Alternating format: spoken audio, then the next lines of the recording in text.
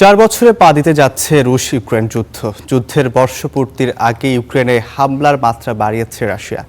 এক রাতে কিয়েভ সহ ইউক্রেনের 5টি জেলায় 50টি মিসাইল ও প্রায় 300 ড্রোন হামলা চালিয়েছে মস্কো। হাড় কাঁপানো শীতে বিদ্যুৎহীন কিয়েভের প্রায় সবগুলো আবাসিক এলাকা। যুদ্ধের ভারে ক্লান্ত ইউক্রেনের প্রেসিডেন্ট থেকে সাধারণ মানুষ।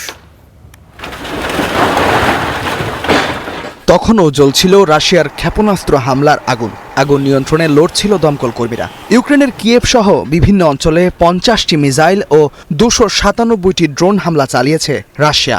কিয়েভ সহ 5টি জেলায় চালানো এসব হামলায় বেশ কিছু বাড়িঘর ধসে পড়েছে। এমন সময় এই বিধ্বংসী হামলা যখন 4 বছরে পা দিতে যাচ্ছে রুশ ইউক্রেন যুদ্ধ, এই যুদ্ধের ভার আর বইতে পারছে না কিয়েভের বাসিন্দারা। মানসিকভাবে আর নিতে পারছি না। প্রথম বছরে আশা করেছিলাম যে যুদ্ধ শীঘ্রই শেষ হয়ে যাবে, কিন্তু এখনো শেষ হবার নাম নেই। তার উপর এই বিদ্যুৎ বিভ্রাট তো আছে।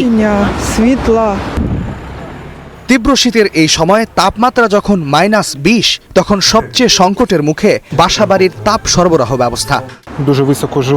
আমি অনেক উঁচুতে থাকি, তাই যখন বিদ্যুৎ থাকে না তখন সেখানে কিছুই থাকে না। যদি আমরা দিনে 3 ঘন্টা বিদ্যুৎ পাই তবে সেটাই অনেক। এমনকি রাতে যখন বিদ্যুৎ আসে তখনই রান্না করতে হয়। যুক্তরাষ্ট্রের মধ্যস্থতায় তিনটি শান্তি আলোচনাতেও কোনো সমাধান আসেনি।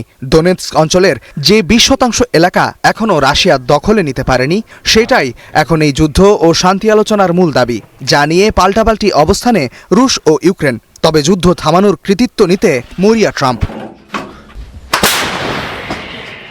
এদিকে ইউক্রেনের এই সংকটের মধ্যেই স্লোভাকিয়ার প্রধানমন্ত্রী রবার্ট ফিকো সতর্ক করেছেন, ইউক্রেনের জরুরি বিদ্যুৎ সরবরাহ বন্ধ করা হতে পারে, কারণ রাশিয়ার হামলায় ক্ষতিগ্রস্ত হয়েছে তেলের পাইপলাইন, যা দিয়ে স্লোভাকিয়া ও হাঙ্গেরিতে যেত রাশিয়ার তেল।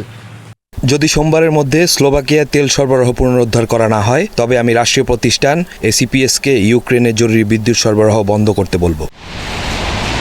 যুদ্ধের ভারে ক্লান্ত ইউক্রেনের প্রেসিডেন্ট জেলেনস্কি বলেছেন, শান্তির লক্ষ্যে কিয়েভ সবকিছুই করবে, প্রয়োজনে ইউরোপকে যুক্ত করা হবে পরবর্তী শান্তি আলোচনায়।